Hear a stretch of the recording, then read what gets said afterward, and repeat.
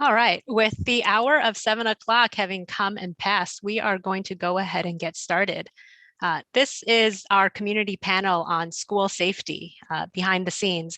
And thank you everyone for taking the time out of your Monday evening to join us on this important topic.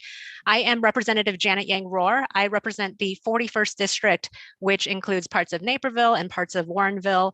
And this event is designed primarily for our Naperville residents and constituents because it's been Naperville that's been experiencing a lot of the school threats that we've seen in the last month. If you're from Warrenville, I hope also that this information will be helpful to you, and it'll help you understand how school threats are addressed generally. So before we jump in, I just want to, have everyone please note that the URL on this slide, you can use this to submit questions to the panel throughout our discussion, and you can submit it digitally through this form. We're here to talk today about school safety, and in recent weeks, in particular, there were a few threats to our schools, and my office and I have been fielding a number of questions and concerns from the community. So we're bringing together the experts today because we thought it was important for you to hear directly from them. So today we're going to look at recent school threats with a behind the scenes lens. And just to be clear, we want to make sure that the information that you're getting is as concrete as possible, but there's also a fine balance that we need to strike here. So we're not going to go into every single detail of the systems, but because we don't want to impede our schools or their safety plans in any way. But we will, though, do our best to make sure that we take you through a scenario of a potential threat, how it moves through the different levels of the schools, the police department, and all the way to our state's attorneys.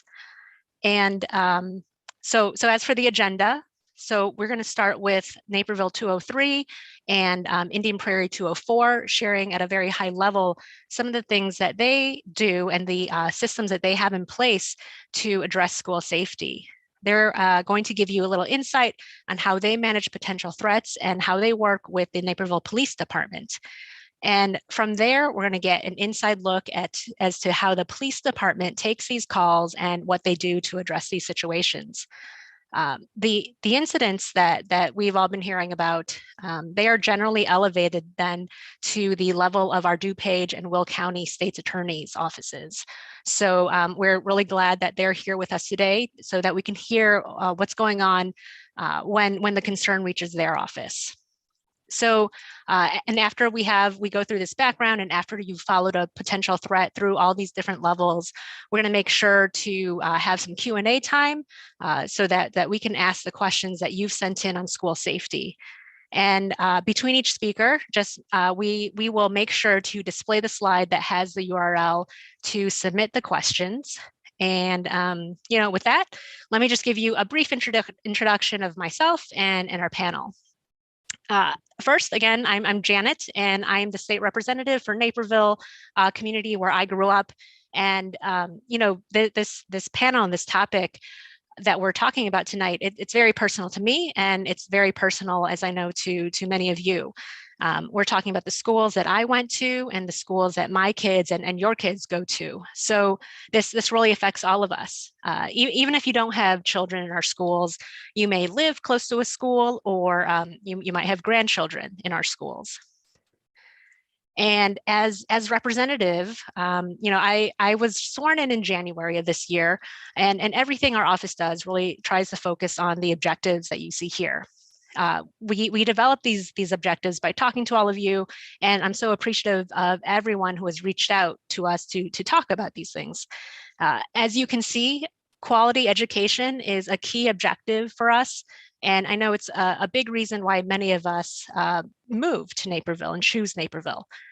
So the safety of our students, it is directly related to the quality of our schools, and that's why we're here today. That's why we're here this evening. So our panel for this evening, it includes many of the key community leaders that work together to ensure our community's safety and the safety of our schools. So I'm going to ask everyone to give introductions of themselves when they present, but in brief, from the Naperville Police Department, we have Police Chief Jason Aries and Commander Tim Ogan, who serves as the head of our School Resource Officer program in our Naperville schools. From Naperville District 203, we have Superintendent Dan Bridges. From Indian Prairie School District 204, we have Superintendent Dr. Adrian Talley. And joining us for this event is also our DuPage State's Attorney, Bob Berlin, and our Will County State's Attorney, Jim Glasgow. We're going to talk for the next hour or so. And what I really hope that you'll see, one of the big things that you'll see is that there's a lot of interrelatedness between these groups. I'm going to invite Superintendent Bridges and Dr. Talley to introduce themselves. And as I hand it over to them, let me just share with you once more the URL that you can use to submit questions. And with that, let me hand it over to our school districts. Awesome. Thank you, Representative Yang Rohr. I'll begin, if that's okay, Dr. Talley. And for the members of our audience here this evening, Dr. Talley and I have kind of divided up some of what we'll talk about to avoid repeating. So, some of what I'll begin with talking about is true in 204, just as when Dr. Talley talks a little bit later is also true in 203. But again, my name is Dan Bridges. It's been my honor to serve this community as superintendent for the past 10 years. And like Representative Yang Rohr, this is personal for me. My wife and I live in Naperville, and we have 5 kids who have gone through Naperville 203 schools. So again, thinking about the things that we need to do to ensure our kids are safe is a very personal thing, a very personal action for me, as I know it is for Dr. Talley. And so thanks to our partners who are with us this evening too. We know that exemplary school districts really require that partnership of our community agencies, like the state's attorney's offices, as well as our police departments, all of the police departments that we work with. So thank you to each of them for your continued support. And I think that's a great place to start about when we think about really kind of our school safety plans. It really begins with just a great community. Dr. Talley and I serve the 2 school districts that between us are close to 50,000 kids, over 40,000 students are under our care on a daily basis. And it's important to know that our number one priority is to ensure the safety of our staff and our students on a daily basis. And so we take that responsibility very seriously. We take that job very seriously.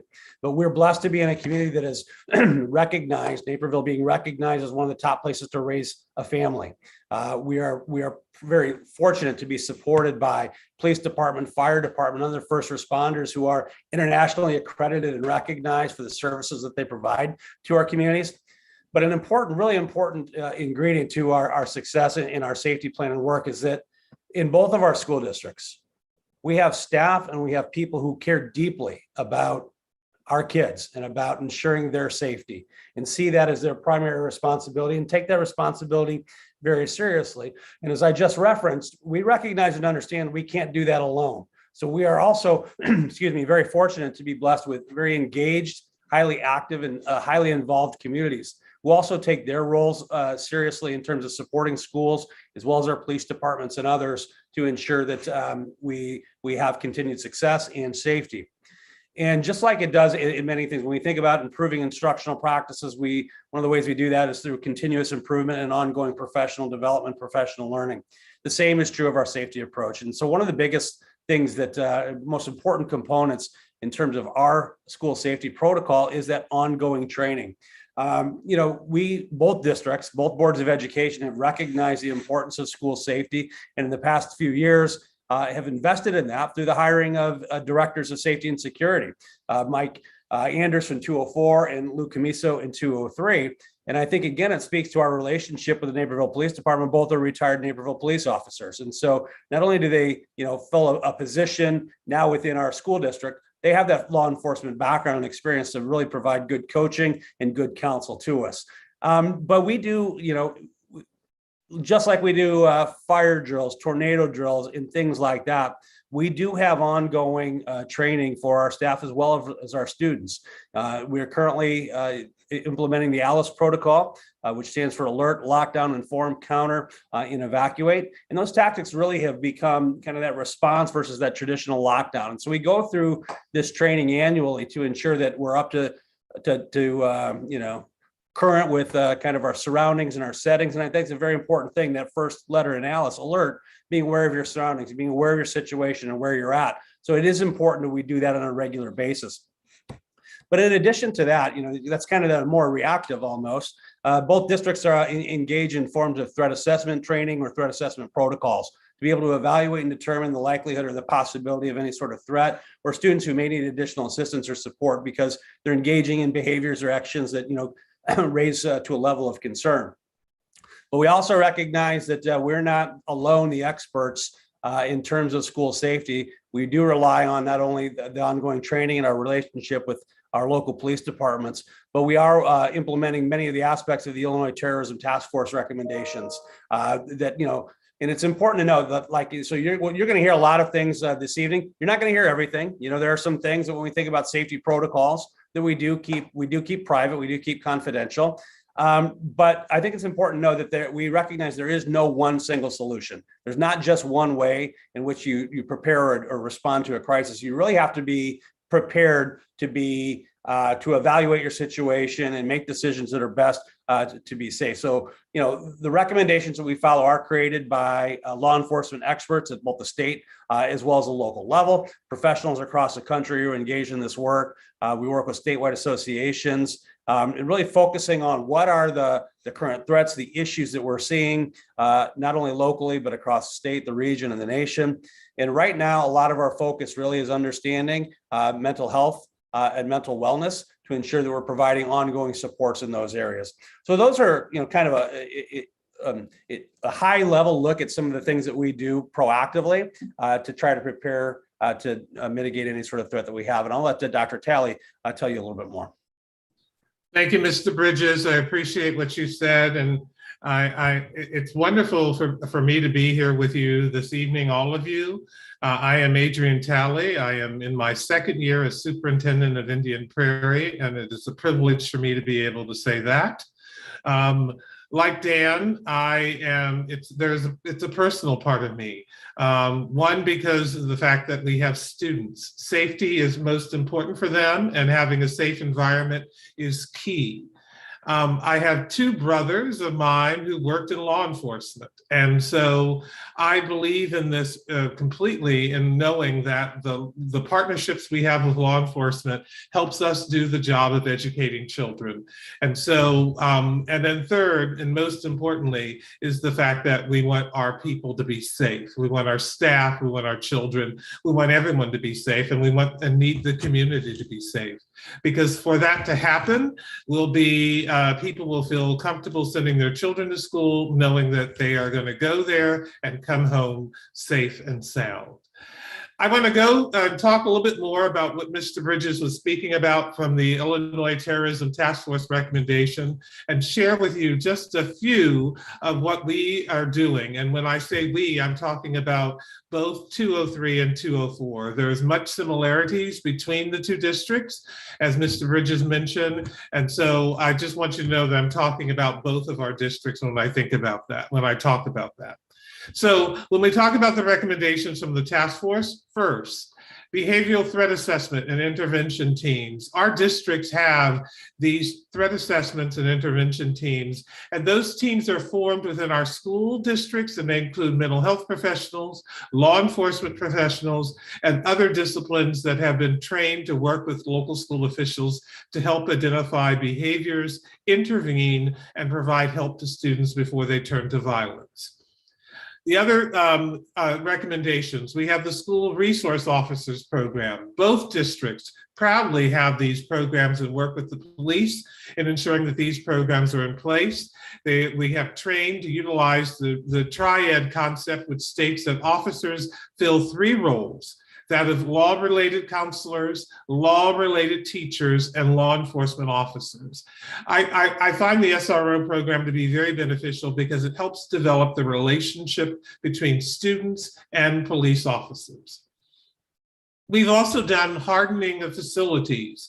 This recommendation addressed the need increase for safety measures in our schools. And what are we talking about when I talk about hardening of facilities? We're talking about exterior doors locked, locked classrooms, classroom signage, video feeds, and et cetera. The reason that you have to ring a bell to get into a school is an example of a hardening of facilities. The fact that we are ensuring that all of our doors are locked after the children get in, that's another example of hardening of facilities. And so these are the things that have been happening over the last few years to make sure that it's more difficult for anyone who shouldn't be in our schools to be in the buildings. Both districts have student school safety tip lines. Both 203 and 204 have created digital anonymous tip lines that students, parents, and staff members can use to share information. In 203, we have a Talk 203 line and Tip 203. And in 204, we use the 204 tip line. And so that's another way that we can gather information from students and parents anonymously about issues that they believe they've heard about, seen, and then we're able to investigate. And then another recommendation that we have in place is the development of high quality emergency plans. Our districts have worked with the U.S. Department of Education guidelines and county, city, and state emergency management agencies to develop in-depth plans to respond to emergency situations. And I think it's important for everyone to know these plans are not just created once, put on the shelf, and forgotten about. They're created, reviewed on a yearly basis to make sure that information is updated and then also reviewed so people are made aware of the emergency plans. Especially as we think about new people into a school, everyone must know how the plans work, because the better prepared they are, the easier it will be to ensure the safety of our children. Like we said before, even with all of these measures in place, we know that from time to time, situations can arise. When that does happen, we are prepared to respond. And tonight, I just want to walk you through what that might look like on our end in a very generic manner. So how do we handle a threat? One, as Mr. Bridges mentioned, there's no one size fits all. Every situation is reviewed carefully as we examine it. Could come in many forms. The threat could directly from a person, could be a phone call, email, social media, reported second or third hand. In light of social media now, I know that's probably one of the bigger avenues by which some of these threats are known. The threats could be reported by students, staff, or community members. We take every threat very seriously. And always prioritize the safety of our students and staff members. It's better to prioritize that and be prepared than to not prioritize it. The first step is to gather a team to assess the credibility of the threat and communicate with local law enforcement. We will, as a district, and I know in 203 they would do the same, we often will gather our people and we'll start talking about what the threat is and determine what are all the things that we have to do to address it.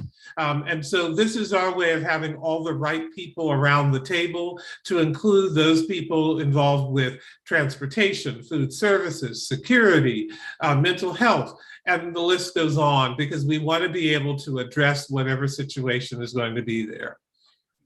When information is deemed credible, and that's important, we communicate to the community as soon as possible in consultation with the local law enforcement. We don't want to communicate something that's not credible. We really only want to do that when it is credible.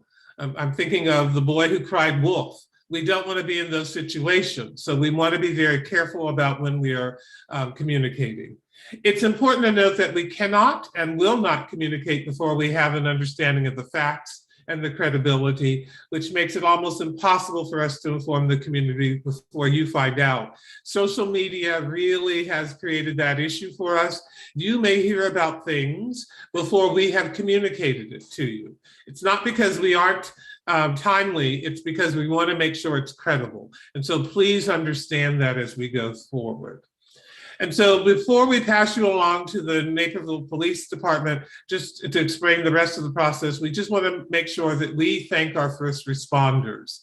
Not only the Naperville Police Department, but the departments in Lisle, Woodbridge, Aurora, and others, as well as all the community partners who focus on the mental health and well-being. We could not do our work without the partnership between and among all of us. Mr. Bridges and I, when we have an issue in one of our districts, we are communicating with each other. When we have it, and we're communicating with the police, we're communicating with all the right people so that we have a very much focused response to the issues. And I'll stop there. Dr. Talley and Superintendent Bridges, really appreciate that overview and really going through a lot of those details to really make it concrete for us.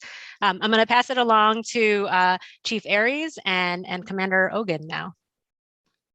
All right, thank you, Janet. Yep, this is Jason Aries, 20-year veteran of the police department and new police chief.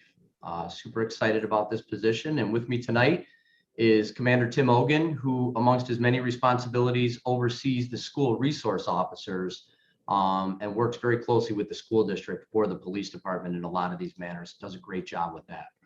So I'm going to attempt to work on sharing my screen here. Can somebody on my panel acknowledge that they can see that? We can see it, Chief. Thank you. Thank you. So our goal tonight from the police perspective is to brief you on how we handle and respond to the school threats, some of which, Dr. Talley, thank you. You've already started pointing some of those out for me, so I do appreciate that. You've got your stuff down, sir. Not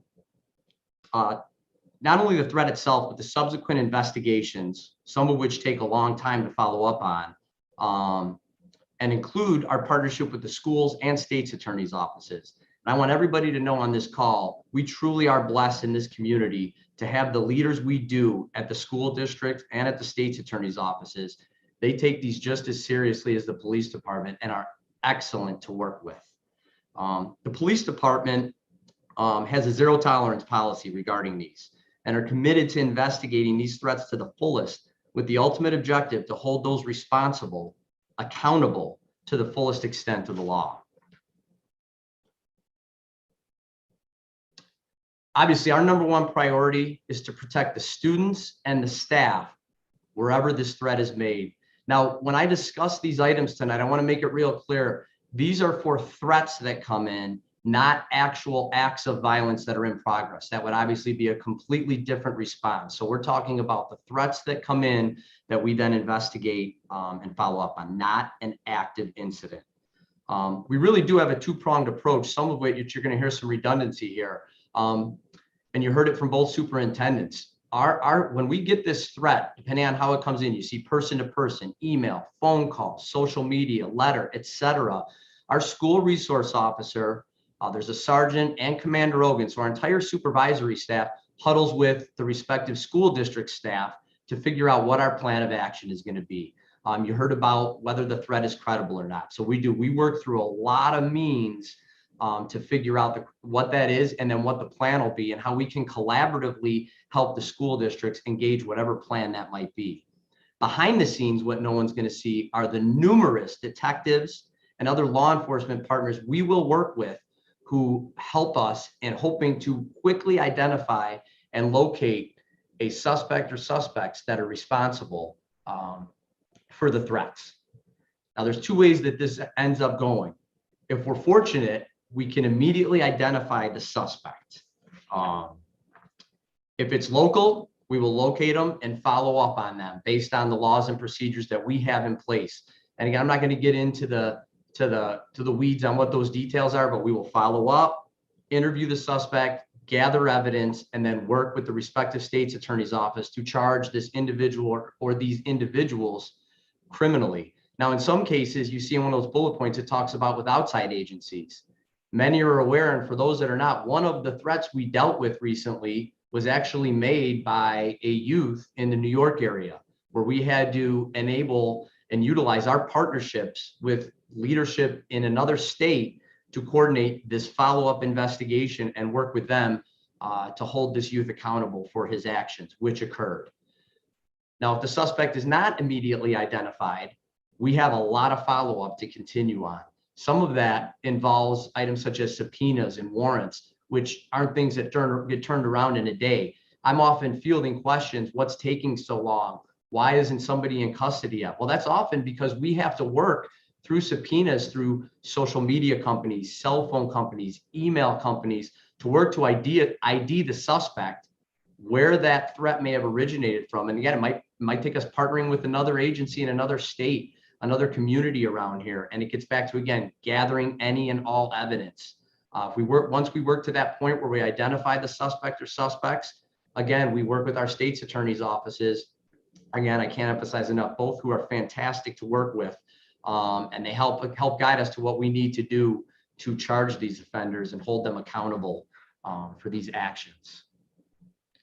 I think it's important from the community perspective to really understand how prepared the police department is to handle these incidents.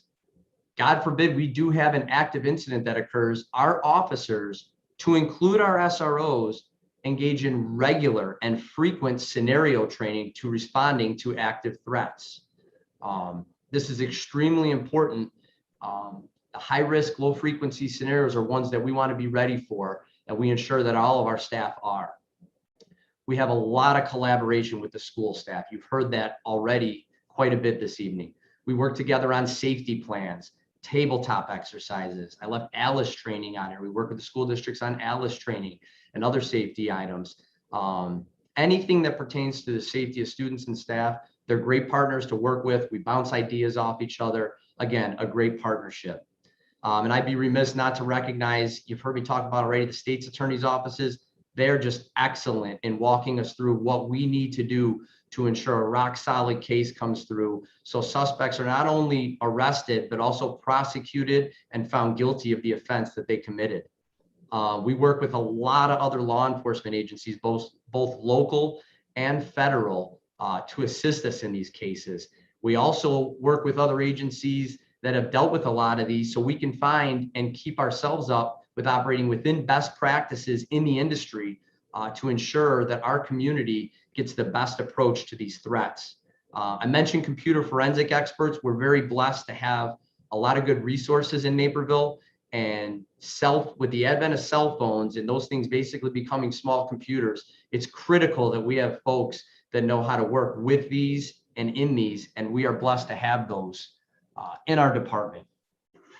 Now, recently myself, both superintendents, both state's attorneys, and my partner in Aurora, Chief Keith Cross, put out a call to action to our communities. And I'm going to go over a few of those points to finish with, because this truly is a partnership between the community and all the agencies that are on this call tonight. We have to start an open dialogue. Again, as I mentioned, not all these threats originate locally. We had the one recently traced to a juvenile in New York. However, some threats do start with our own students. So we encourage you as parents to have open and honest conversations with your children about the seriousness of making threats against an individual or a school community. Our children need to understand that there is no such thing as joking about bringing a weapon to school, planning a bomb, initiating violence against another, or causing any type of chaos within the learning environment. As agencies that are responsible for the safety of our schools, we all support and will invoke severe discipline when it comes to threats like these made in our schools. Please, please, please report threats of violence. Every person who is a member of the school community is responsible for its safety. It takes all of us. If you see something, say something. If someone has information about a threat of violence, please bring it to the attention of school administrators and law enforcement as soon as you see it. If you're wondering what constitutes a threat is basically any expression, written or spoken, of someone's intent to harm another. Threats can be made directly to the intended victim, communicated to third parties, or expressed in ways ranging from verbal threats on phones, writing on public property, in notes, on social media, or over texts. I would implore you to fact check and not share rumors. It's very unsettling to think that the safety of your child or your school community is threatened.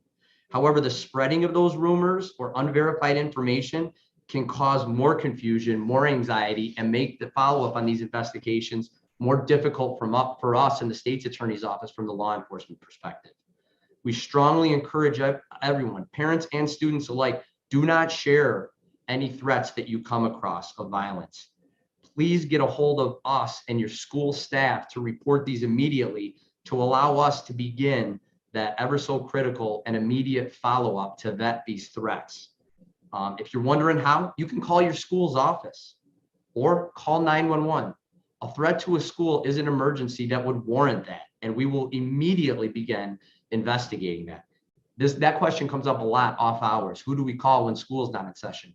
Please call the police, call 911, and let us know that that threat exists. So we've had, some tumultuous years for our students, and when threats come in, it really causes a lot of stress on the students, their parents, the faculty and staff at the schools, and us. We take our jobs to protect your children very seriously. It is our #1 priority. So please work with us to help keep our schools and communities safe. Commander Ogen, is there anything you want to add on this round? Chief, I think you hit all the points. I think the biggest question we get in our section as well is, well, we're concerned about calling the police. We don't want to get in trouble. Well, that's what we're here for, as the chief had advised, that we will take the time to invest to determine these threats, if they are credible, and work through them. If you don't call, it'll be a lifetime of regret for you if you don't. So please call us. That's our job. And as soon as you see it, let us know so we can do what we need to do. We've gotten phone calls in the middle of the night from our school partners saying this just popped up through either one of our anonymous tip lines. We jump on it right away. That's what is expected of our agency. And that's what we will give to the community. As some of the other members, we're also parents too. We also have children. We feel your same pain, and we want your kids to be safe in our city. So again, thank you to everyone here who partners with us to make that happen tonight. Thank you so much for that. I mean, I know a lot of times what Chief Aries and Commander Ogen went through, they might seem obvious when you see something, say something, but it's always so helpful to see it on the screen, to be reminded of it. And I think Commander Ogen, what you just said is so important. A lot of times I know that I and my circles, we feel like we don't want to bother anyone with our concerns, and we see something and we don't know what to do with it. I think what you just told us is a great reminder that we're not bothering anyone, and that community partnership, that constant communication is maybe helpful to you all in dealing with these situations. So thank you very much. From there, unfortunately, a lot of times what happens is it now needs to move to our state's attorney's offices. So I'm going to now invite State's Attorney Bob Berlin and State's Attorney Jim Glasgow to talk to us a little bit about what happens when it reaches their office.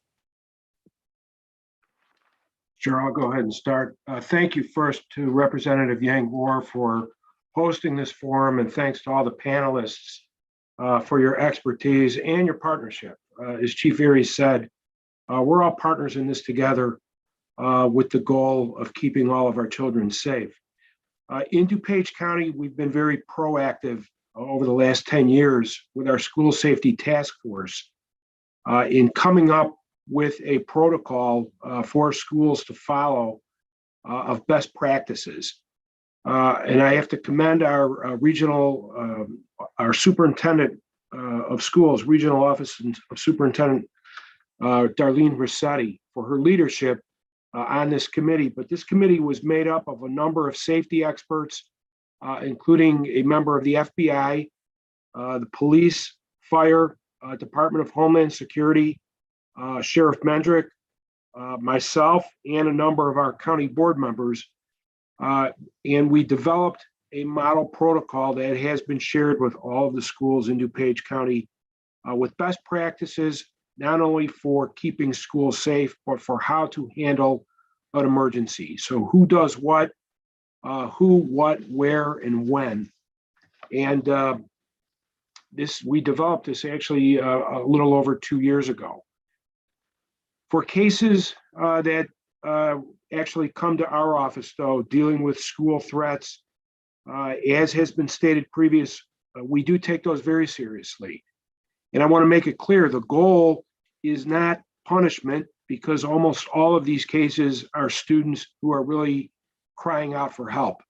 But we want to get them the help they need. And more importantly, we want to help their family. Almost all of the time when there's a threat from a student, something is going on in the house or something is going on with that student and other classmates. And one of the great advantages of juvenile court is not only is the juvenile a party to the case, but the juvenile's parents are parties as well. We get these juveniles into court usually the very next day, and we put them in front of a judge so we can get services involved right away. Our juvenile probation department gets involved. They'll do an assessment, and we can put juveniles into counseling. We can put parents into counseling or therapy to try and address what exactly is prompting a juvenile to put a threat on Facebook or Snapchat or Instagram. We have a great relationship with our police departments. They call us 24/7. We have people on staff to screen these cases. And as has been stated previously, we do take them very seriously. Unfortunately, in 2019, we charged 30 school threat cases. That number went way down last year, obviously because of COVID. Most of the students were learning online. But since the schools have reopened, we have seen a rise in these school threat cases. But the most important thing I can tell everyone is we're very proactive to try and identify the students that need help and get them help before something turns very serious. And I can't stress enough what Chief Aries said, which was in the U.S. Department of Education, their school safety report 2 years ago. And that is the motto, if you see something, say something.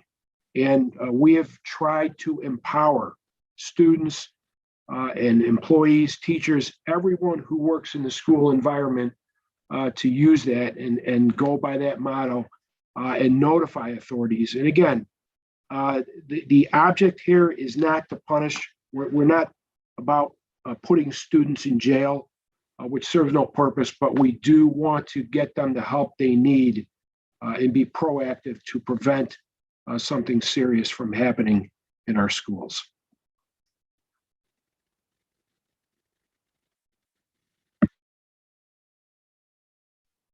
I'll follow up on what Bob just said. So much of our problems are emanating from the electronic media that our kids have access to that I just thank God when I grew up wasn't available. But again, as Bob said, most of these young people are not hardened criminals. They're young children. They're crying out for help. And working with the Naperville Police Department is always a pleasure. They're such a professional organization. And, anytime we do work with them, the success rate is very high. So that's a real credit to that department, and it's continued throughout the decades. So, but one of the things that, this is a little off topic, but trying to be creative with these kind of situations come up. We had a situation where one of our middle schools, they were having lookalike guns being brought to school, BB guns, bladed instruments on occasion. And I came up with an idea of posting a no trespass notice and listing all of those items in the no trespass notice, giving the officers the option to make an arrest for trespass, whereas the other items would only be able to be punished administratively because they're not per se illegal. So coming up with different strategies like that is very important. I've worked with character education throughout the last couple of decades, trying to get that into our schools. And I think that has real value. just teaching basic, character traits, throughout the school day that they might not get in the home environment from which they come. But we also, as Bob said, if this threat comes, say, beyond our borders, we have a fluid relationship with all of the federal agencies, whether it be FBI, ATF, Homeland Security.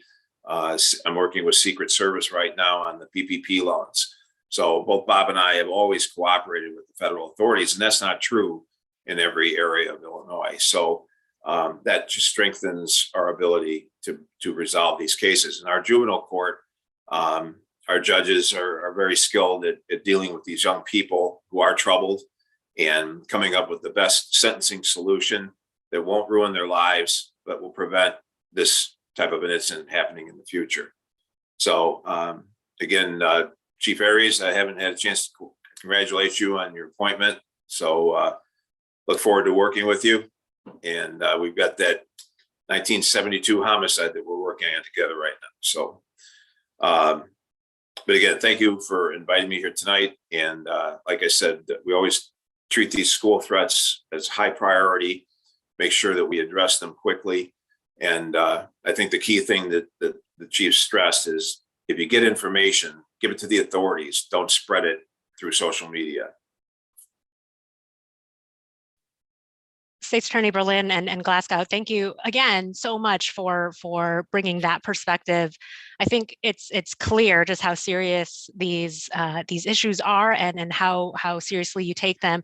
But I hope that our audience also sees and is struck by just how humane and compassionate what you're trying to do is as well. You clearly see that a lot of times these are troubled youth, and you're clearly working with all the systems available to make sure that they're getting the help they need.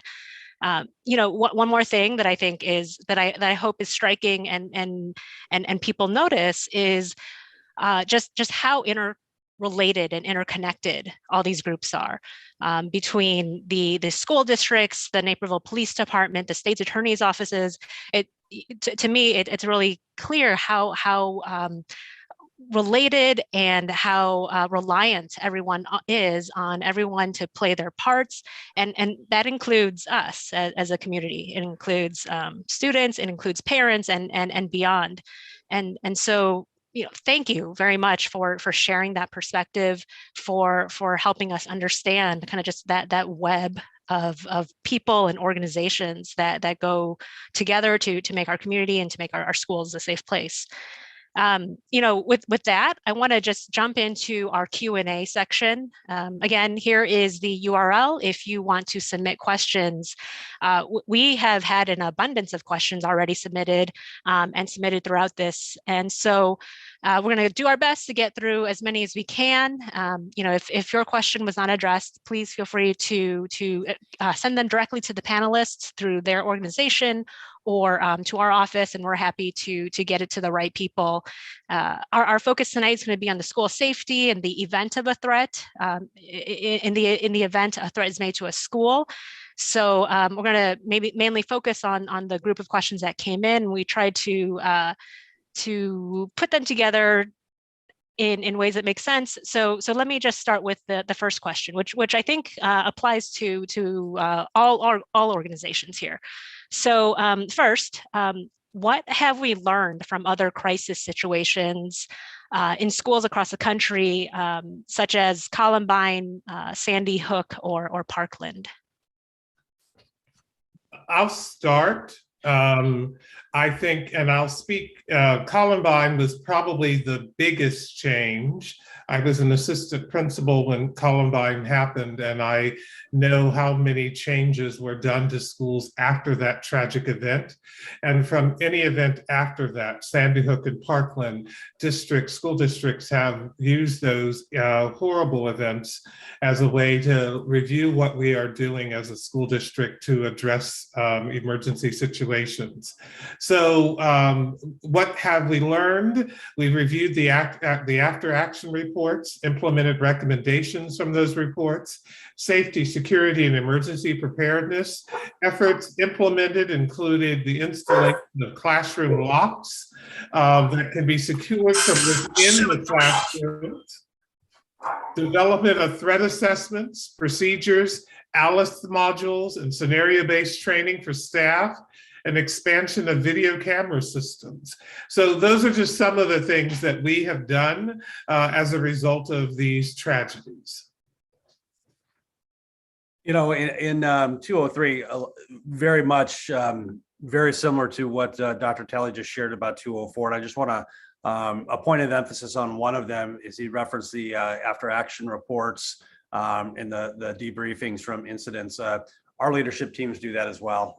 Anytime there is a tragic incident that occurs, reviewing the after incident experience of it, what happened, what worked, what didn't work, to try to implement that into our preparation strategies. It's also important to note for the 203 community, after each of the incidences we've had this year, we did debrief with our leadership team at the high schools, as well as Commander Hogan and representatives of the Naperville Police Department, at times Chief Aries, to really kind of talk about our approach. You know, it was a threat. How did it come in? What did we do? What worked well? What didn't work well? What can we change for next time? What's a lesson we learned? So I think what you see, you know, the importance of that continuous improvement that we always talk about when we think about our academic work and trying to continue to get better, the commitment to learn from experiences each time helps us get better. And so while we hope, you know, there's never any additional incidents, learning from past experiences has really helped us be better about how we work to prepare our staff and our students for something that could occur. And again, I think you know, prior to Columbine, I think we had this, you know, there was the approach to deal with an active shooter was the lockdown of turning off lights and getting in a corner. And that's really the only option. But through ALICE training and other approaches, really, you know, kind of preparing our staff and students with multiple options that fit the right scenario, the scenario at the time, to help keep them safe. And I'll jump in from the police perspective. And I think there's two main points. One of them are on our tactics, and the other one, it kind of goes back to that theme of see something, say something. You know, we like to really work erratic behavior changes in children. If they're making odd statements, if they just seem like they're going through, you heard a lot tonight talking about mental health issues.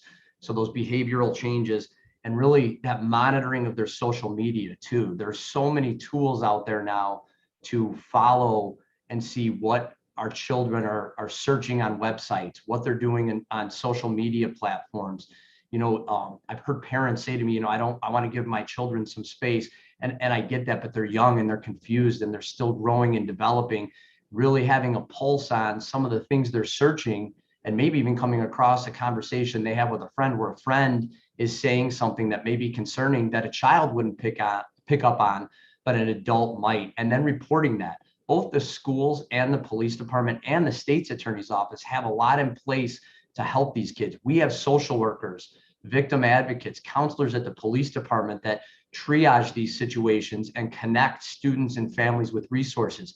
I know the schools and the state's attorney's office have a lot of similar resources in play. So getting out in front of those would be the initial step. Now, I mentioned the tactical side before. The police model in Columbine was wait for a SWAT team to come, which takes a lot of time to mobilize and respond. That is done. And speaking as an active shooter instructor from the tactics side, the model now is rapid response training. If a threat comes in, God forbid that someone is engaging in an act of violence at a school, we go. Before it would form up, it started with forming up teams of multiple officers. Now it's to the point where one officer may go in to get in there in a complete life-saving mode. We have school resource officers in those schools that can act quickly in these times.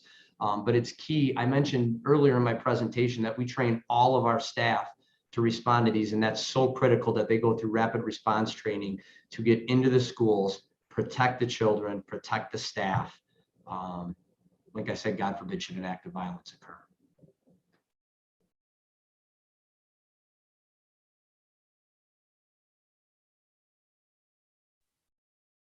Let me jump to a question that maybe is directed more at our schools, our school districts.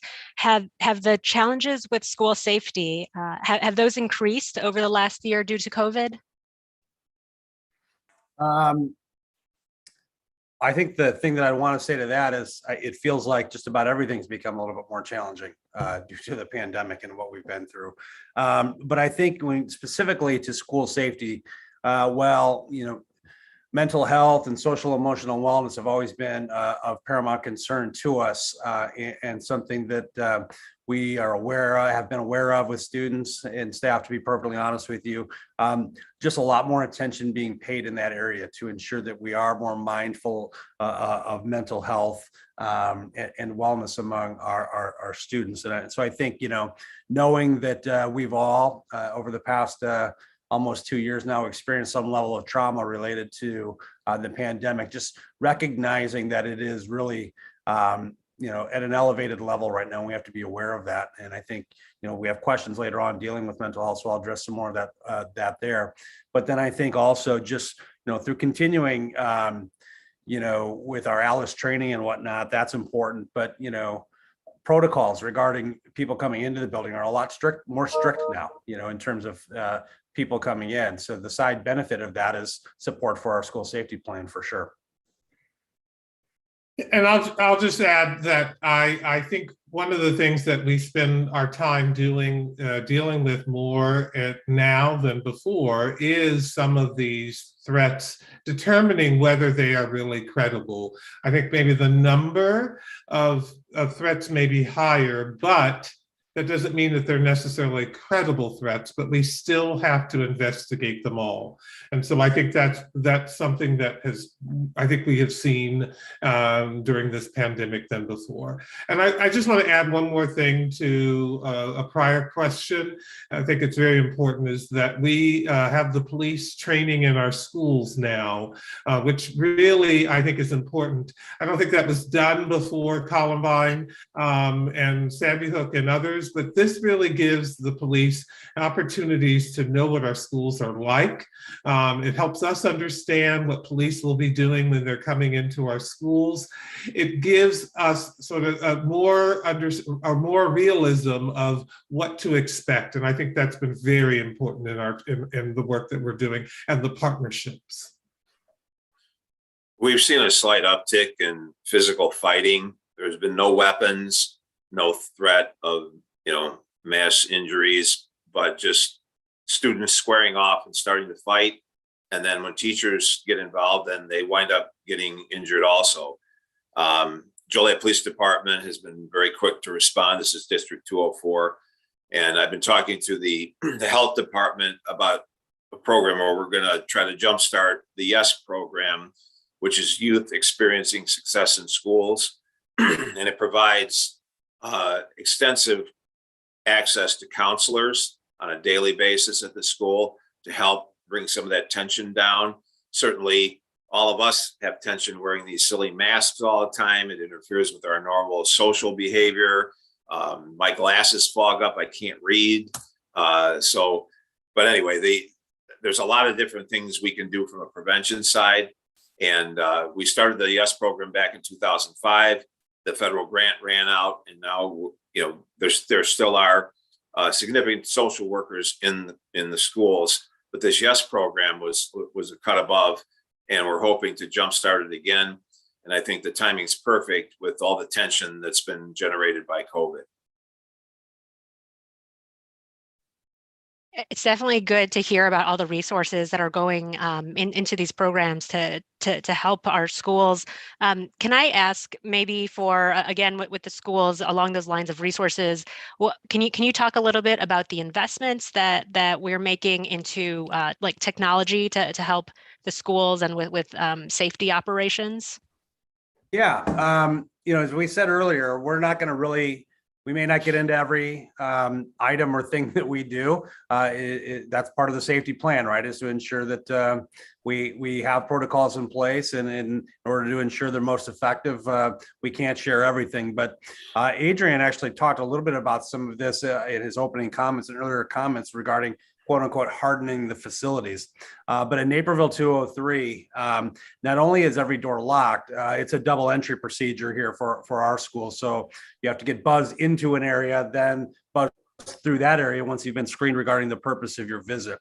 We've certainly increased the number of security cameras, both interior and exterior of our facilities, including notification lights in some of the noise areas like a cafeteria or a gymnasium, where maybe difficult to hear if a warning announcement is coming. But we've also invested significantly in some of our cybersecurity as well. So, it's been exciting, to just know how well our district has been able to work with forensic teams from not only the Naperville Police, but as I understand it, the FBI and other agencies on some of these threats. So to know that we have that type of backbone in place to be able to assist federal agencies with this type of investigation is reassuring to me. And I think, just when you think about technology and we think about members of the community right now,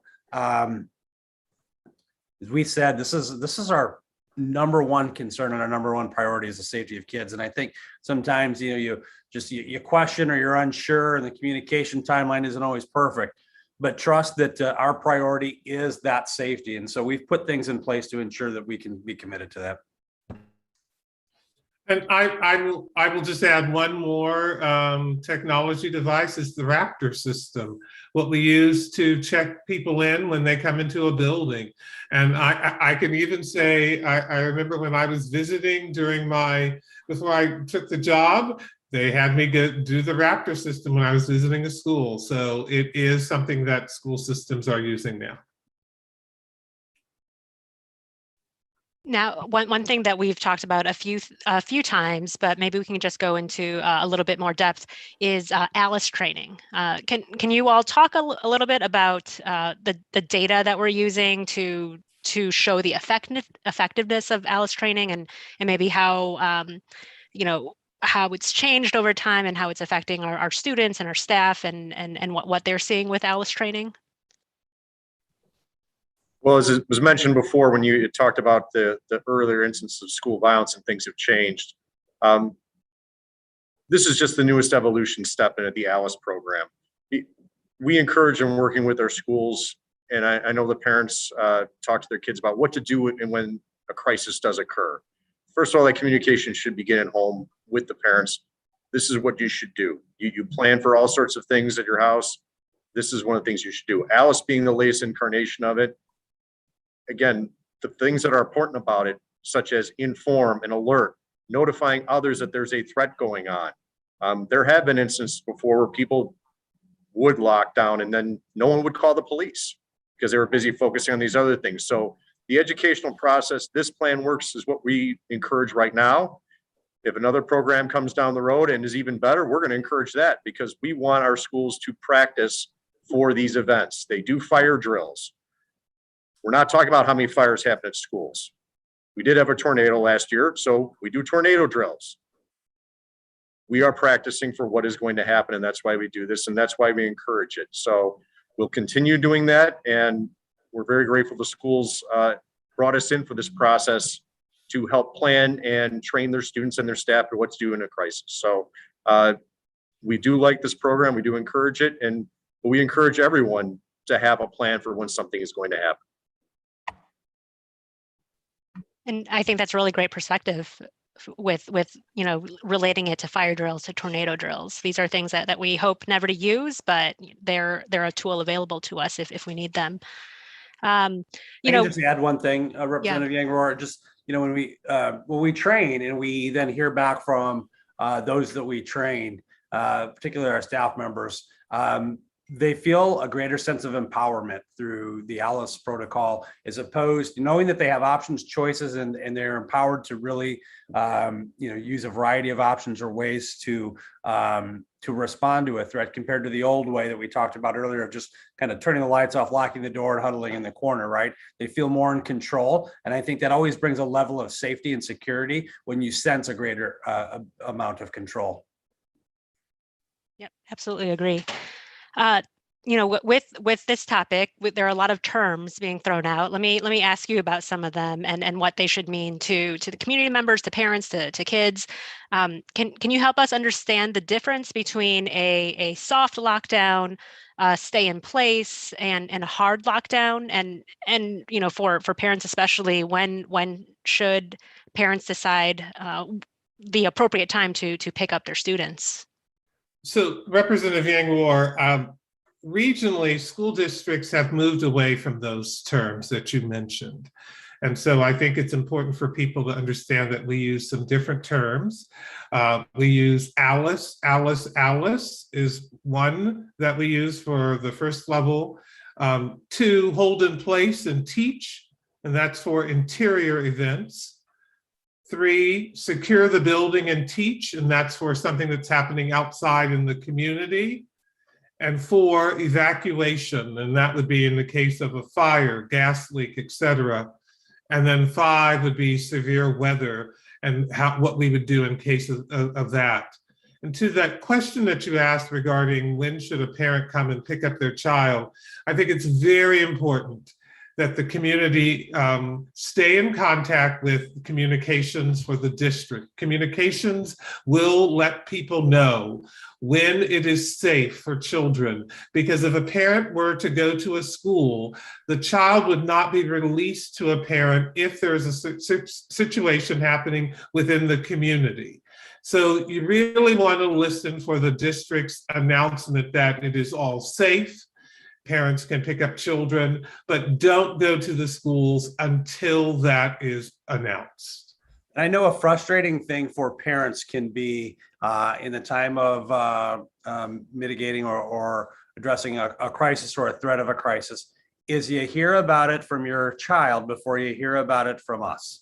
And I recognize and understand that that can be frustrating. But I think Commander Hogan mentioned earlier, maybe the Chief Aries as well, maybe Dr. Talley, our priority is the safety of your children and the safety of our staff. And the communication must be internal and must be quick and timely as we kind of evaluate and try to respond to whatever that threat may be. And once we have information that we know that is accurate and is true, we will communicate and communicate as timely and quickly as possible. And while I know trust is earned, it's not something that's given away blindly. We ask that you trust us in these situations. And so as Dr. Talley said, you know, the best option is to wait for us and tell you when it is safe to pick up your children. And sometimes you need to remember, depending on what we're dealing with, that place for the pickup may not be at the school site. They may be at a place that's called a reunification site, depending on what in an actual threat, for example, or an actual emergency and what we're dealing with. So it's very important that you wait for the direction from the schools. And then on behalf of our first responders, it's important to keep safe passage in and out of our schools in order, if we have to have response, that our emergency and first responding vehicles can get in or get out as needed.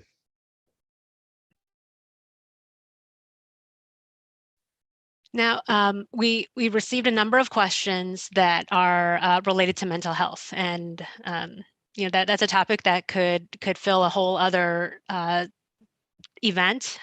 So maybe just within the time frame that we have, could you maybe touch upon some of the plans to tackle issues regarding mental health, and any, like, for example, new approaches or new ideas that you're thinking of implementing to help students feel more comfortable, and maybe the services that are available to families? I think Dan and I may tag team a little bit on this response. First of all, I know both districts have and continue to do work related to mental health and have been doing that for a while.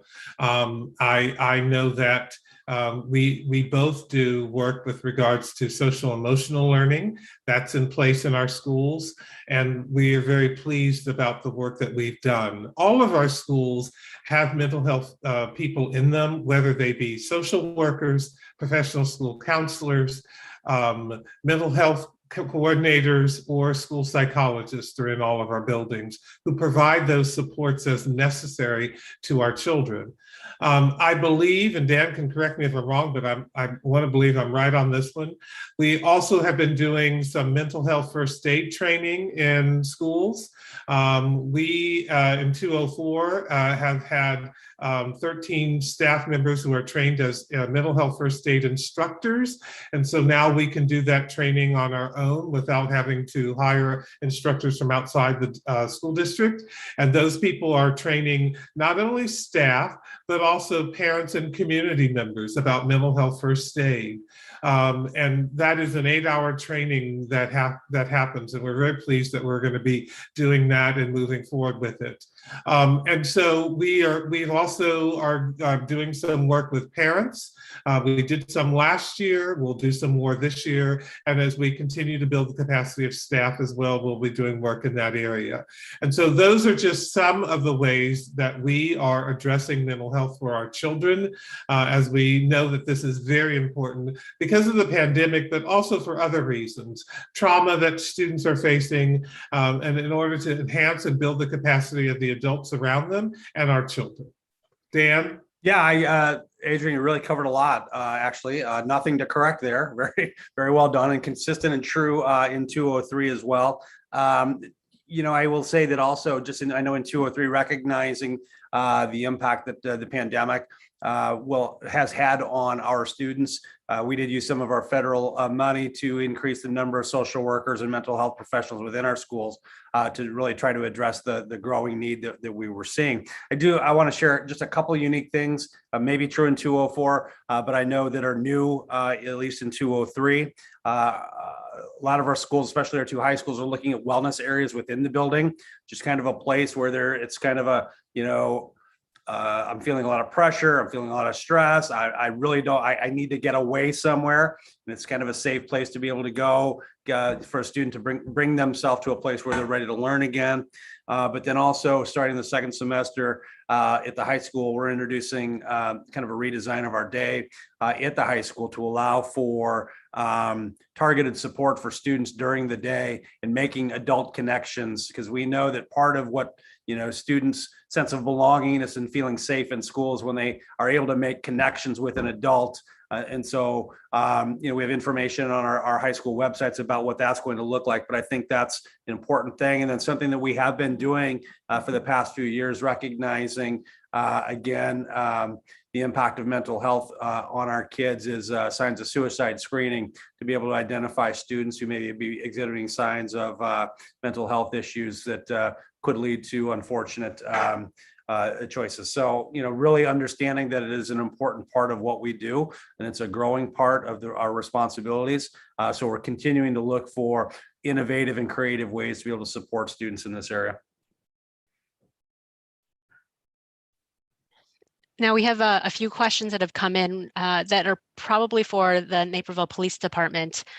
Could you all talk a little bit about the role of SROs, of school resource officers, in the event of a school threat?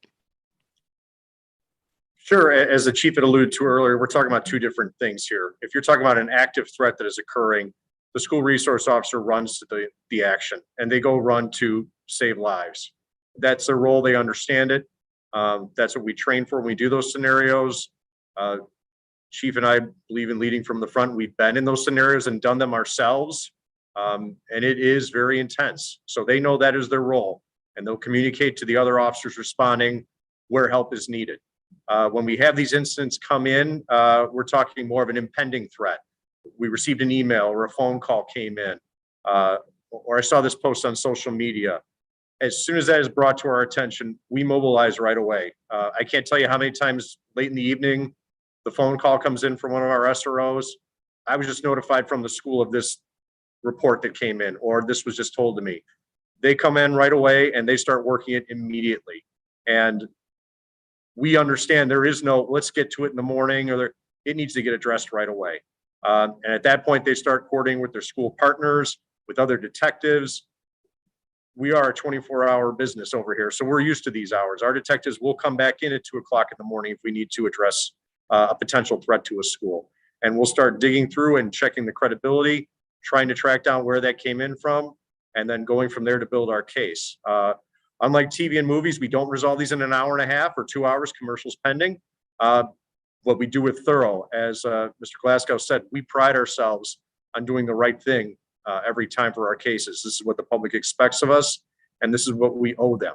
So we will move on in immediately to determine where this threat comes in and resolve it as best we can. And at the end of the day, we do communicate with our partners, both at the state's attorney's office and the school district. Both, I can tell you, both state's attorney's offices have told us point blank, they want us to call them whenever these sorts of cases come in immediately.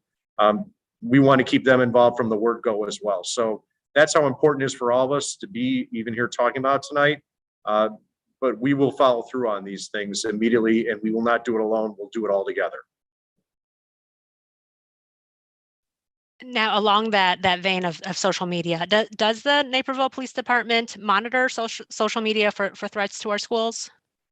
Yeah, to the best we sorry, can. go ahead. Oh, that's okay. To the best we can. This is not a 24/7. We're monitoring just for that. We monitor social the best we can for a lot of different things, which would include school threats. But it's such an expansive job in and of itself. It's difficult, but we do have statewide federal partners that engage in that as well, where we may get a tip from them. So it's, once again, it takes a village. It's a very big collaborative effort. And to be honest, some of those eyes that help us monitor social media, a police department's only as good as its relationship with the community. I've said that a lot of times. The community is part of this police department, and they've been a great help for us, tipping us off on something that we may not even know, with so many platforms out there: Snapchat, Facebook, Instagram, TikTok. I don't like to use the word impossible a lot, but it's very difficult to follow all of those social media mediums. So collaboratively, we do the best we can as an agency, but I like to think that our agency is bigger than just us. So that partnership really helps out. Now, State's Attorney Berlin, he mentioned in I think 2019 that there were 30 cases that he had to deal with. Can you talk about if there was any commonality between those cases? Is there something that adults, parents can look for to proactively address with our students, or our kids, or their friends? Sure. So almost all of these cases originated via social media. It's a threat made over Snapchat or Instagram or some other social media platform that gets either sent to friends or put out in the public. In a number of these cases, what I believe is very significant is there were other students that actually came forward and told someone. And in many of those cases, they're friends.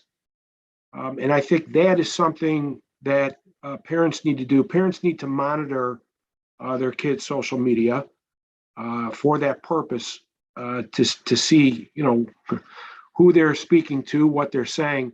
But parents really need to empower their kids to say, look, even if it's your friend, you're not going to get them in trouble. If you see something going on that's concerning, you need to tell someone, because we want to intervene before something turns violent, and then it becomes too late. Fortunately, in almost all of these 30 cases, none of them involved weapons, people bringing guns or knives to school, which obviously would be treated much differently. But that common denominator is really social media.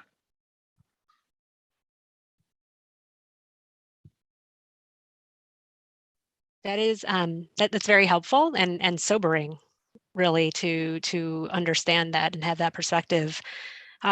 We are at an hour 15 with this forum, and I want to thank you all so much for your time, for sharing your expertise with us, and the generosity of that knowledge.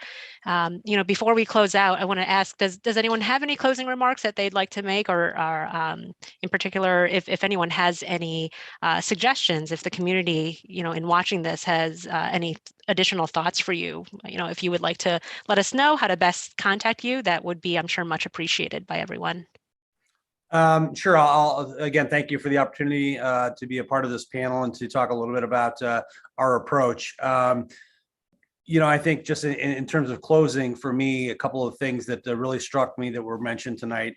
First of all, the importance of the partnership of all the agencies that are represented on here. It really does take all of us in collaboration to ensure that we have safe schools and safe communities. So thanks to each of our partners. And then I think also, and Chief Airy has really hammered this one pretty clearly, and it came up multiple times, but to the community, you're our partners as well. And if you see something, say something. If you hear something, say something. We need you to be open with us and be communicative with us to bring to our attention concerns that you do have, and to not spread through social media what you're hearing or what you're thinking. Please, communicate directly with the schools or the law enforcement agencies so we can deal with it. And for members of the 203 community who have comments, please go to the website and to our Let's Talk platform. The Let's Talk platform will give you several options in which you can submit information to the district to use. So thanks again for this evening. I will just echo what Dan mentioned. The partnerships are very important. The partnerships include everyone, all of us, whether we wear a uniform or not. Our partnerships are key for our success. So as he mentioned, if you see something, we ask that you do say something. We mentioned our tip line for 204. And if you have anything that you wish to share, please know that tip line is a way to give us the information. Also, go ahead and if there are issues, please inform your school's principal or all of us. 203 and 204, we each have a person who's in charge of our safety and security. And so that is the person with whom you can share the information as well. Thank you to everybody for tonight. I'll step up here. It kind of took my thunder. It was going to be see something, say something again. I believe in it that much, so I'm saying it again. That is our job. And I think Commander Rogan said it real well. And I understand this, but it's what we're paid to do. You will never bother us. Let us vet something. If something seems concerning to you, please, please, please call us. That is what we are paid to do in protecting this community. We will vet that. You are never putting us out. That is our job. And it may be the one time you call us that prevents something very bad from happening. So again, my staff, we work very hard on these. We collaborate hard on these. Protecting our most vulnerable population, our children, is our #1 job in this community. So thanks for taking the time to share with us. To my partners out here, again, it's great to work with you guys. I appreciate that, and look forward to collaborating in the future. Representative Yang Rohr, thanks for bringing us together tonight.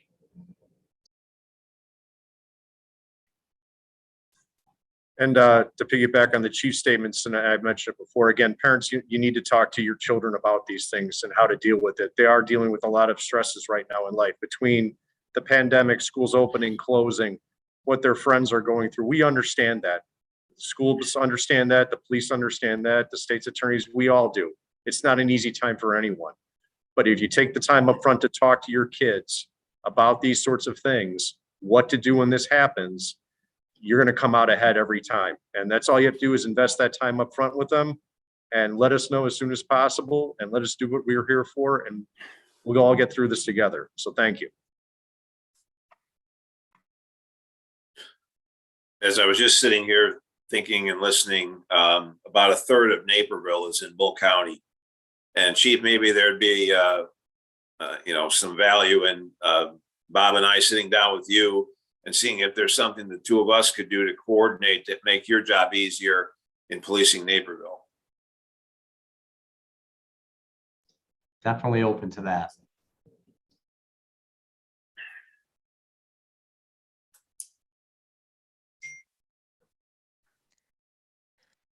Thank you all again for your time, and thank you to our panel and our participants. This rich conversation really allowed us, I think, to dive into the issues here tonight, and it can really only help us as a community to grow stronger. So we want to always continue these conversations with our community members. And I want to share with you that we recently mailed this legislative update to households, but we also provide monthly newsletters through email. If anyone ever wants to receive a monthly newsletter, you can sign up by clicking to the link on our website, which is on the YouTube banner at the top. As we just mentioned here, there's still always a lot of work to be done. I'm excited to continue working with the members of this community and with this panel in particular to continue supporting legislation that makes sure that our schools are safe and that we have supportive learning environments for our students. If anyone ever wants to track this work, you can see this new legislation as we introduce it by going to ilga.gov. And we are, of course, always looking for ways to serve you and to build community. I and my office hold a monthly coffee and conversation and special events and panels like this one. And we also have our citizen advisory panels on each of these objectives that we already mentioned. And I just want to give you an idea of some upcoming events we have. So the next few, we've already hosted 4 of our second series of citizen advisory panels.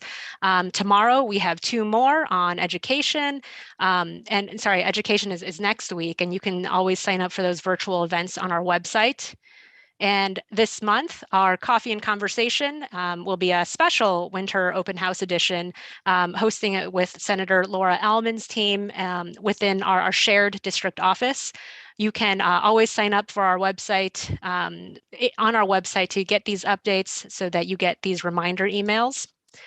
And to close, just please let us know what else you would like our office to organize in the way of events, or anything else that you want to see, because we're just trying to serve our community, and we want to make sure that that ideas for community panels like this one come through. Wishing you all a wonderful holiday season as you celebrate the holidays this year. And I hope that everyone had a great and restful Thanksgiving. Please always keep in touch with us through our website, through our Facebook page, via email or phone.